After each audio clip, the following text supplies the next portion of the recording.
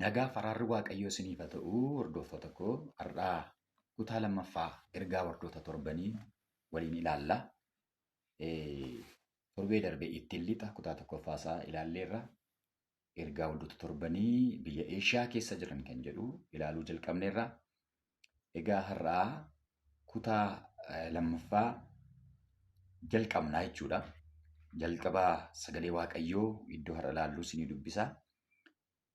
Gara ergamaa waldaa Efesonitti ergaan kun kan isaa harka isaa mirgaatiin urjoota torba qabee baattuu ibsaa torba gidduu deddeebi'uuti jedhi caafi.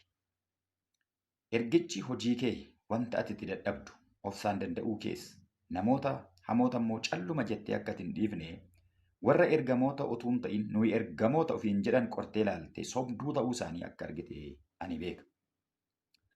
Ati obsaan akka dandeessu maqaa kootiif jettee akka baattu kanas akka hin dadhabin ani beeka. Garuu jaalala isa dur qabdu turte sana dhiisuu kee sirratti argadheera. Ammas maalirra akka kufte yaadadhu, yaada garaa kee geeddaradhu. Hojii isa dur hojjette sanas hojjedhu. Kana yoo gochuudhaa baatte garuu ansitti dhufee baattuu ibsaa keetii iddoo isaatii nan buta. Utuma ta'uyyuu immoo wanta tokko qabda. Inni immoo hojii Niqoolewootaa isa ani jibbu ati sin jibbita. Namni gurra qabu isaa Hafuurri Qulqulluu waldoota kiristaanaatiin jedhu haa dhaga'u. Isa mo'eef muka jisaa nyaatanii jiraatan isa jannata Waaqayyoo keessa jiraatu nyaachuu nan kennaaf kan jedhudha. Gooftaan akka nu gargaaruuf kadhannu. Waaqayyoo galanni siif haa ta'u. Sagalee keessa jiraataa kana nuuf ibsi. Warra si dhaggeeffatan gargaari maqaa Gooftaa Yesuusiin. Egaa akkuma torbee darbe ilaallee ergaa kana kan fudhatee Yohaannis abbaa mul'ataa sanadha. Yohaannis abbaa mul'ataa ergaa kana Waaqayyo irraatii akka inni fudhatee ilaalleerra. Haala kam akka inni keessa ture, xaaximoo irra akka inni ture, rakkina keessa akka inni ture, achi taa'ee ergaa waldoota kanaa akka inni fudhatee sinii kaaseera. Har'a kallachumaanii ergaa isa jalqabaa waldaa Efesoon wajjin ilaalla jechuudha. Egaa waldaan Efesoon eessa isheen kan jedhuu fi Efesoon kan jedhamtu kuni the capital city of Asia Minor yookaan immoo Eeshiyaa xiqqoo Turkish jedhamtu yeroo har'aati. Yeroo sana akka magaalaa guddaatti gargaaraa turte jechuudha. Bittaa warra Roomaa jala jirti. Magaalaa daldalaan ho'aan keessatti geggeeffamudha. Trade centeridha jechuudha. Biyyoota akka Gibxi, Alexandria, Sooriyaa, Anxooqiyaa jedhaman kanaafi iddoo daldalaa taate influenshaalii siitiidha jechuudha yeroo sana. Jiraattota gara 360,000 qabdi jedhama yeroos. Istaadiyamii guddaa nama 30,000 qabachuu danda'ullee qabdi. Magaalaa Efesoon waaqa tolfamaa Arxemiis yookaan Diyaanaa jedhamtu guddaatu ijaaramee jira. Siidaa guddaadha. Harma qaqqabdi waaqa tolfamaan sun qaamni dubartiidha. Fertilitii gaaddis yookaan immoo waaqa hormaataa jedhamte waamamti. Maseenni biyya lafaarra jiru achitti wal ga'a jechuudha. Achi dhala namaa laatti jedhamee waan amanamuuf waaqa tolfamaa sanatti sagadu jechuudha. Waldattii kana kan hundeessite namoota lamadha. Namoonni lamaan kun Aqiilaa Piriskillaa jedhamu. Abbaa manaa fi haadha manaa Xaaliyaaniitii ari'amantu biyya Efesoonitti galee achitti jalqabe. Utuma achitti jalqabanii namoota muraasaa wajjin Waaqayyoon kadhataniitu namni sagalee Waaqayyoo sirriitti beeku Apholoos kan jedhamu tokko Alekzaandiriyaatti kan dhalate gara sana deema jechuudha. Apholoos kun cuuphaa Yohaannis qofaa cuubameetu wangeela lallaba. Sirriitti wangeela lallaba Apholoos. Garuu hafuura qulqulluu hin qabu. Namoota 12tti lallaba cal jedhee. Torbees 12 jarri. Ittaanas 12 jarri. Apholoos namoota 12tti lallaba. Gaaf tokko Phaawulos ergama gara sana dhaqe. Gara Efesoon gaafa ni dhaqu mana Piriskillaa fa'aa gaafa ni deemu gara walga'ii amantootaatti geessani nama 12tti. Phaawulos dhaqeetu jara gaafate. Hafuura qulqulluu fudhattaniittuu jedheen. Sababiin isaa jarri baay'achuu didan. Iddoo hafuurri qulqulluun hin jirre baay'achuun hin jiru. Iddoo hafuurri qulqulluun hin jirretti namni ija godhachuu hin danda'u. Kanaaf jarri hafuura qulqulluu dhageenya hin beeknodha. Waa'ima hafuura qulqulluu hin beeknodha. Kana booddee Phaawulos harka mataa isaanii irra kaa'ee gaafa inni kadhatu hundumti isaanii hafuura qulqulluudhaan guutaman. 12 isaanii hafuura qulqulluudhaan guutaman. Afaan haaraa dubbachuu jalqaban. Raajii dubbachuu jalqaban. Hin geeddaraman jechuudha. Egaa Phaawulos gara waggaa 3 kan ta'u Efesoon keessa taa'ee tajaajilaa ture. Efesoon keessa taa'eeti isaan barsiisaa ture. Waldattiin kun haadha waldoota warra kaaniiti. Waldoota torbaniif haadha kan taate ishee kanadha. Iddoo baay'ee barbaachisuudha Efesoon. Kanaaf Phaawulos yeroo isaa baay'ee achitti dabarse. Waggaan 3 Phaawulosiif salphaa miti. Waggaa 3 guutuu achi taa'ee isaan barsiise. Sababiin isaa waaqa tolfamaa cimaa achi keessa jira. Seexanni ciminaan biyya sana keessatti biteera. Dukkanadha iddoon sun. Phaawulos dhaqeetu namoota gara waaqayyootti dachaase egaa. Arxemis kana fuuldura dhaabate. Kun waaqa miti waaqayyo tokko jira jedhu. Maqaa Yesuus Kiristoosiin akka isaan amananiidhaaf namoota dhugaatti ba'utti ka'e. Akkuma inni dhugaa ba'utti ka'e diinni isaa morratti ka'an. Diinonni isaa warra akka Demeexiroos fa'aamooti ka'an egaa. Demeexiroos achitti nama cimaa, nama waa'ee waaqa tolfamaa kana tottoshu, mana waaqa tolfamaa kana keessa hojjetudha. Phaawulos irratti namoota kaasee, goolii kaasee akka Phaawulos jibbamu, akka Phaawulos ari'atamuuf hojjechaa ture Demeexiroos. Namoonni hedduun immoo gooftaatti dacha'an. Namoonni hedduun immoo gooftaatti amanan. Waa'ee kanaa lola hafuuraa irraatii argattu waan ta'eef yuutuubii makoorraa lola hafuuraa kan jedhu ilaalaa waa'ee kanaa sirriitti ibseera waan ta'eef. Otuma ta'uu gaa Phaawulos namootatti dhugaa ba'utti ka'e magaalli guutuun dachee dhufe. Namoonni hedduun kitaaba ittiin xonqolaa hojjetan fidanii gubaniidha fuula Phaawulos duratti. Dhufanii guban. Waan Phaawulos hojjetu arganii erbeen isaallee nama fayyisa ture. Inni ittiin dafqata argatu yoonni yeroo nyaataa fi marata mataasaa xarbeezaa irra kaa'ee namoonni fudhatanii fiigu. Dhaqaniitu nama dhukkubsate irra kaa'u. Namni dhukkubsate hin fayya ture. Phaawulos erbeen isaallee hin fayyisu turedha. Hojii ergamoota boqonnaa 19 irraati. Erbeen isaallee namoota fayyisaa ture. Ijoollinis kuwaas torban maqaasa Phaawulos seexana baasuutiin bahi jedhanii gaafa isaan seexanifatan seexanni isaan ciccire jedha. Phaawulosiin beeka, Yesuusiin beeka jedhe seexannillee. Phaawulos baay'ee nama influenshaaliidha. Nama waldaa Efesoon keessatti hojjechaa ture jechuudha. Egaa Phaawulositti taanee warra akka Ximootiyoos fa'aa kun, Yohaannis fa'aa kun, Apholoos fa'aa kun waldattii kana tajaajilaa turan jechuudha. Waldaan kun waldaa namoota gurguddaadhaan tajaajilamtedha. Yohaannis nama barreessu kun paasterii ta'e waldaa sanatti hojjechaa ture. Ximootiyoos achitti hojjechaa ture. Apholoos akkuma laallee, Phaawulos akkuma laallee waldaa sana keessa turaniiru jechuudha. Sillaas illee gachi lallabaa tureera. Kanaaf namoonni gurguddaan macaafa kana keessa jiran waldattii kana keessatti lallabaa turaniiru.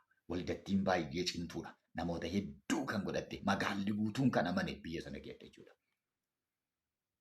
Galanni waaqayyoodhaaf haa ta'u.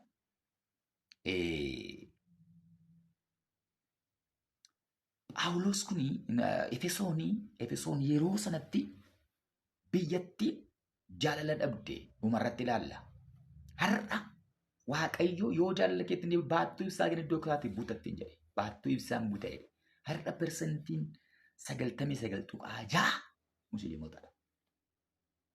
Efesoon har'a magaalittiin dhuunfatamteetti shaayinaadhaan bulti. Turkii jechuudha. Baay'ee biyya wangeelaa biyya Phaawulos fa'aatti gatii baasan sun har'a persentii 99 enteen keessa jiru. Jaalala ishee dhabde iddoo dhaabutee ibsaa ishee jechuudha. Isa kana tokko tokkoon ilaalla. Egaa ergamoonni waldaa torbanii akka namoonni jedhanitti paasterootadha yookaan geggeessitoota waldaati.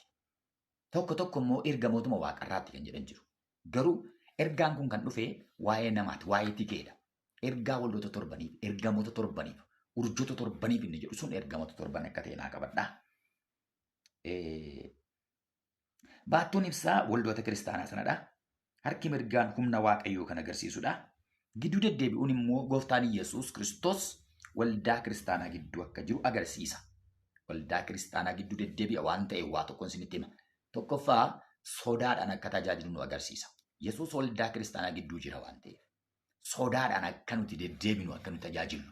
Lammaffaan immoo Yesuus waldaa gidduu waan deddeebi'uuf rakkoon alaa dhufu, rakkoon seexana biraa dhufu yoo jiraate Yesuus waldaa keessa jira. Rakkinni hin jiru jechuudha. Yesuus waldaa keessa waan jiruu fi gatii nama hundumaa beeka jechuudha. Galanni isaa haa ta'u.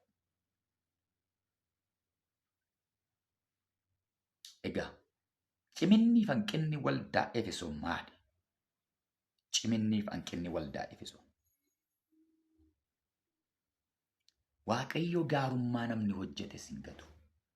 Waaqayyo gaarummaa namni hojjete lakkaa'e kaa. Ciminni kee akka jedhaan gooftaan waldattiidhaan. Ani hojii kee beeka jedhaan. Yesuus hojii namaa beeka. Dadhabbii kee beeka. Marmaarsa kee beeka. Galanni Waaqayyoodhaaf haa ta'u. Yoo namni hin beeku ta'e Waaqayyo beeka. Ibroota boqonnaa 6 lakkoofsa 10 akkeedha. Waaqayyo hojii keessaniif isa jaallachuu keessan isa isin warra isaa qulqullaa'an gargaartan inni irraanfatu. Waaqayyo hojii namaan irraanfatu. Waldaa Efesooniin jalqaba gooftaan an hojii kee hin beeka. Waaqayyo hojii keenya beeka. Waan nuti hojjetaa jirru beeka Waaqayyo. Cimina keenya beeka. Dadhabina keenya beeka. Maalummaa keenya beeka. Hojii kee hin beeka jedhaan Efesooniin. Waaqayyo beeka yoo namni wallaaleef. Isatti hojjetaa jirtu yoo namni wallaale Waaqayyo beeka. Isatti dhama'aa jirtu yoo namni wallaale Waaqayyo beeka. Dhama'a kee, dadhabbii kee, dafqa kee, waldaatti marmaaruu kee, kadhannaa kee, gaarummaatti dhoksitee hojjettu ijji namaa nagarra yoo ta'e iyyuu Waaqayyo beeka. Hojii kee hin beeka jedhaan. Wanta itti dadhabdus beeka jedhaan. Ilaa waldaan Efesoon bu'uuradha isiniin jedheera. Waldoota Eeshiyaa keessa jiran kana dhaabuu keessatti waldaan Efesoon bu'uuradha. Waldaa haadhoodha. Dadhabina guddaa qabdi. Warra kana gargaarti dadhabdee.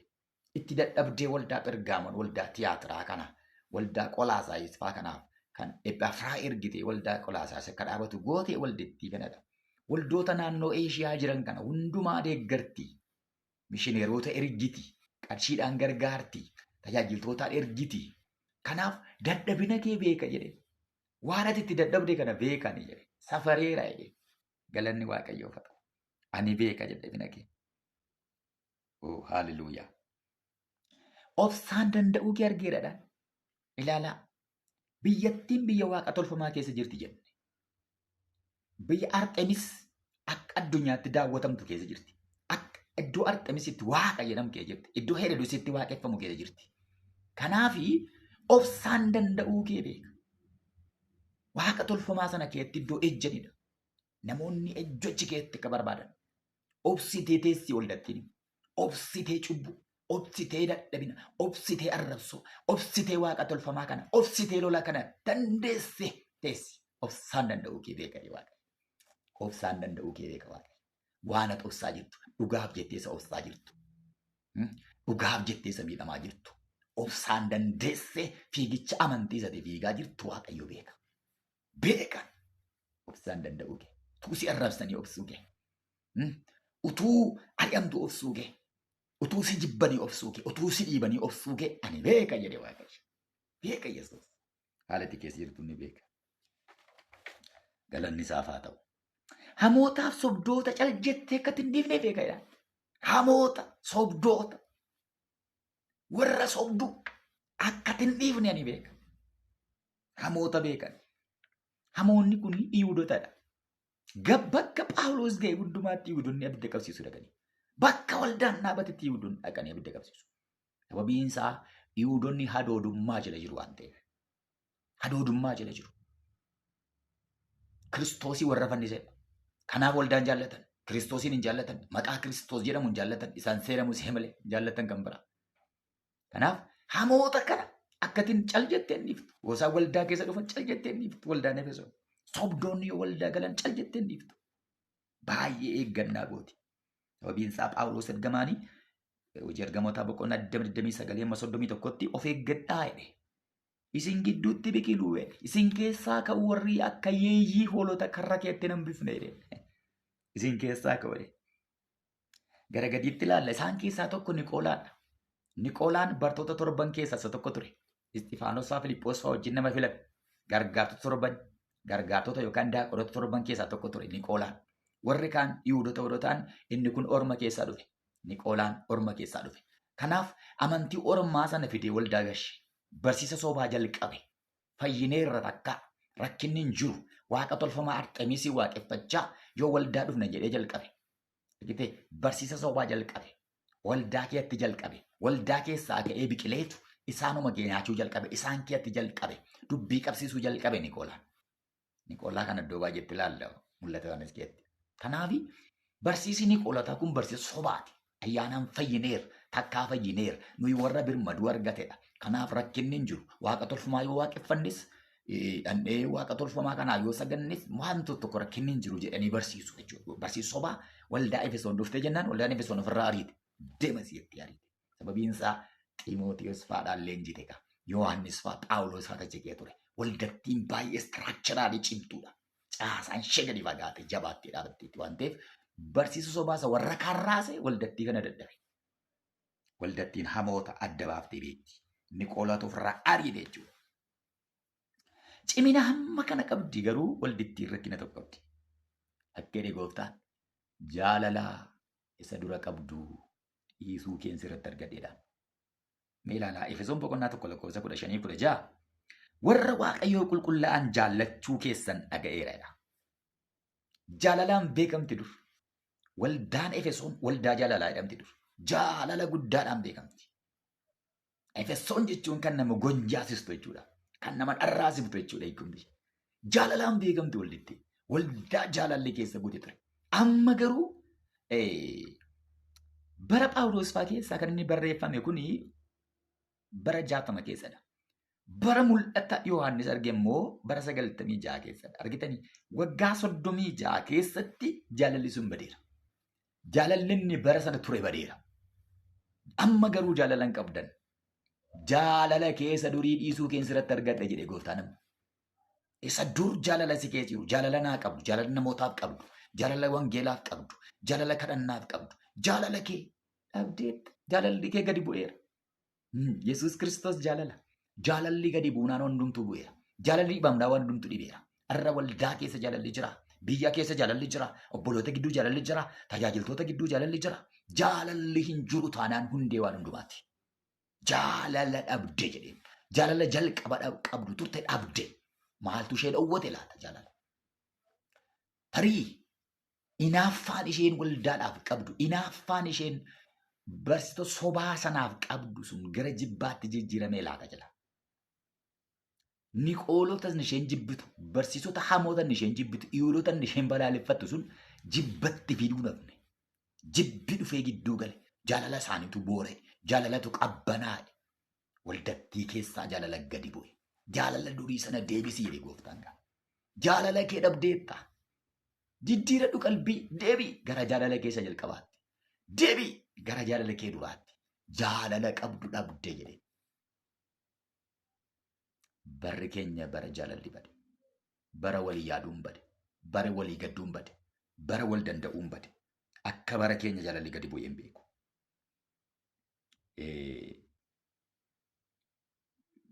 Sirumayyuu yeroo ammaa kana jaalalli hin qabbanaa yoo ta'in hin bade amma. Hin qabbanaa hin jennu amma. Hinuma bade malee. Sirumaa bade. Of jaallataa ta'e namni. Maaltu jaalala balleesse? Hammeenya baraati. Jal'ina namaati. Hammeenyi gaafa gadi fagaataa deemu. Hammeenyi gaafa baay'ataa deemu jaalalli boore. Jaalalli bade bakka. Qaala'insi jireenyaallee wal qabata. Namni jiraachuu duwwaa barbaade. Of bulchuu, of jiraachuu. Of jiraachuu qofa bara namni itti fiiguu barri kun. Bara jaalalli akkas bade hin jiru. Bara kamiyyuu. Bara baay'ee ulfaataa. Bara namni ofittoo ta'ee dhumedha bakka bara. Bara namni obboleessa isaatii dantaa hin qabne bara.